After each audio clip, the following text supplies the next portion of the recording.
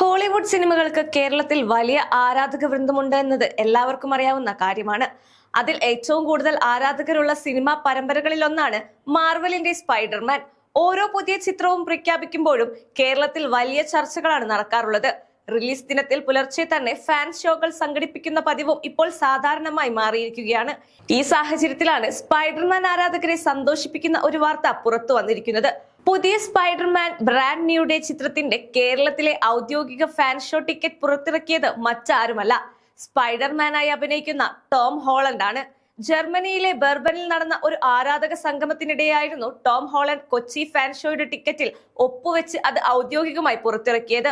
കേരളത്തിലെ ആദ്യ ഔദ്യോഗിക ഫാൻ ഷോ സംഘടിപ്പിക്കുന്നത് മാർവൽ ഫാൻസ് ഇന്ത്യ എന്ന ആരാധക കൂട്ടായ്മയാണ്. ജൂലൈ 30-ന് കൊച്ചി ഇടപ്പള്ളിയിലെ വനിതാ വിനീത തിയേറ്ററിലാണ് പ്രത്യേക പ്രദർശനം നടക്കുന്നത്. ടോം ഹോളണ്ടിനെ നേരിൽ കണ്ട മാർവൽ ഫാൻസ് ഇന്ത്യയുടെ പ്രതിനിധി ആന്റണി ഇമ്മാനുവേൽ ആണ് കൊച്ചി ഫാൻ ഷോയുടെ ഔദ്യോഗിക ടിക്കറ്റ് അദ്ദേഹത്തിന് കൈമാറിയത്.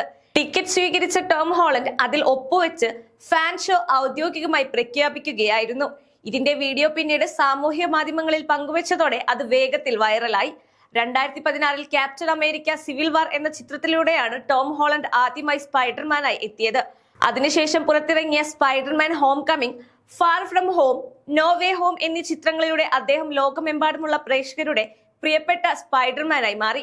പ്രത്യേകിച്ച് നോ വേ ഹോം പുറത്തിറങ്ങിയപ്പോൾ കേരളത്തിലെ തിയേറ്ററുകളിലും വലിയ തിരക്കാണ് അനുഭവപ്പെട്ടത്. നിരവധി സ്ഥലങ്ങളിൽ പ്രത്യേക ഫാൻ ഷോകളും ആഘോഷങ്ങളും സംഘടിപ്പിച്ചിരുന്നു. അതിനുശേഷം എത്തുന്ന പുതിയ ചിത്രമാണ് സ്പൈഡർമാൻ ബ്രാൻഡ് ന്യൂ ഡേ. ഇന്ത്യയിൽ ചിത്രം ഇംഗ്ലീഷ്, ഹിന്ദി, മലയാളം, തമിഴ്, തെലുങ്ക്, കന്നഡ ഭാഷകളിൽ റിലീസ് ചെയ്യും. കേരളത്തിലെ ഒരു ഫാൻ ഷോയുമായി ബന്ധപ്പെട്ട് ചിത്രത്തിലെ നായകൻ തന്നെ പങ്കാളിയാവുന്നത് അപൂർവമായ സംഭവമാണെന്നാണ് ആരാധകർ പറയുന്നത്.